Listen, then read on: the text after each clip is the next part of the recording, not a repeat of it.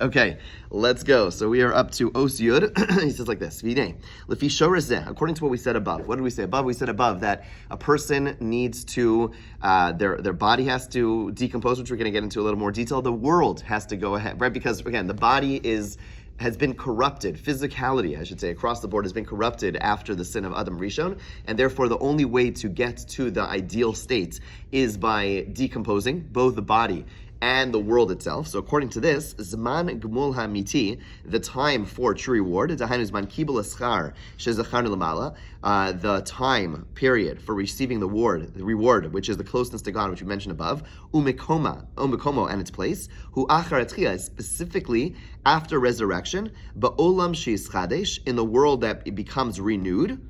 Okay, by the way, which is why the term is called the Olam Habah, the world to come. It is not yet here. It is only a world that is, right? I mean, it's not Olam Habah to you, subjectively. It's objectively Olam Habah. It is objectively the world to come, because right now it is not in existence. It's only after this world decomposes, gets, falls apart, and then, or is caused to fall apart, and then is reconstructed, in that new world, that's where a person is going to benefit. So there, in that world, a person will be able to benefit both of their body and their soul. Because there, in that world, their body will become purified, will become elevated through their soul, and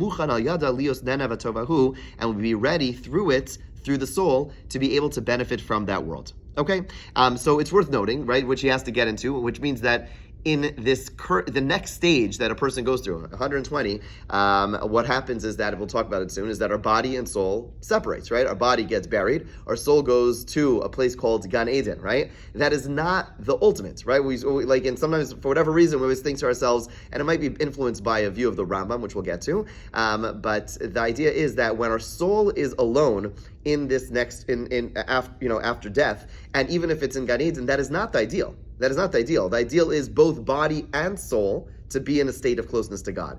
For our soul to be in closeness to God, which is the reality of Gan Eden, that is not the goal of the world, and that is not the ultimate bliss that we're talking about, and that is not God's ultimate plan. That is a way station before we get to Olam Habah. Because right now, before the world itself gets, that world itself gets rejuvenated, our body is not ready to be able to benefit from Hashem. But I want to just point out that there's a massive distinction, again, between the reality right now, after death, at 120, the soul being in some proximity to God, which is beneficial and good and great. So we'll talk about it more.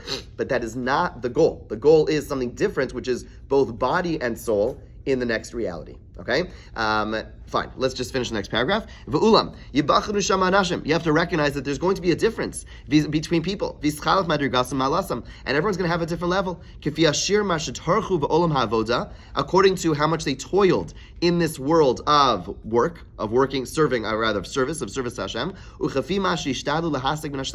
And according to what effort they put in to attain perfection. You notice, by the way, over here he says that we are rewarded not only for what we do, but also for our efforts, right? The term he uses is not what we accomplished, but rather the effort that we put in. Sometimes we try very hard to do something and we're not able to accomplish it, but we put in incredible effort. In the real world, we are rewarded for that effort, okay? Right, as we spoke about before, the idea is that every good deed that we do, we're learning Torah right now, our soul is transforming. It's becoming more holy. It's becoming more spiritual. And therefore, when a person gets to the next world, the reward is going to be consistent with the glow, with the purity of the person's soul. And it's going to light up the body and purify it. And again, both body and soul attain elevation, and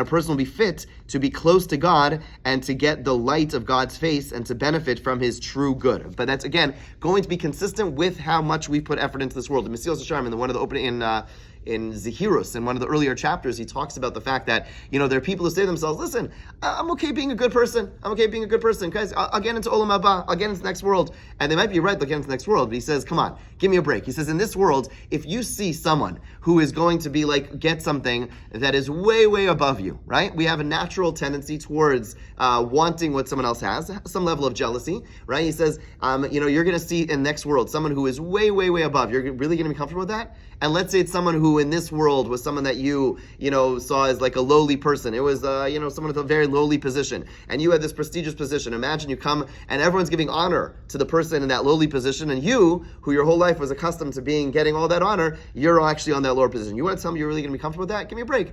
Just because you got in is not, that doesn't mean you're not being honest with yourself. You say, I'll just be okay if I'm okay. No, of course you're going to want to have the highest level, and over here, you're stuck for eternity. It's not like you could change it. It's not like, I'm going to be motivated. No, you need to put your effort in over here, because when you get to that next world, you are going to enter at a certain station based on what you accomplished in your life. And the fact that you got in, if you walk into, a sports game and you're in the nosebleeds of the nosebleeds, right, and there's someone else on the ground, I don't know, most people would not be so content. So to fool ourselves and say, I'm fine if I get in, that is simply inaccurate. Okay.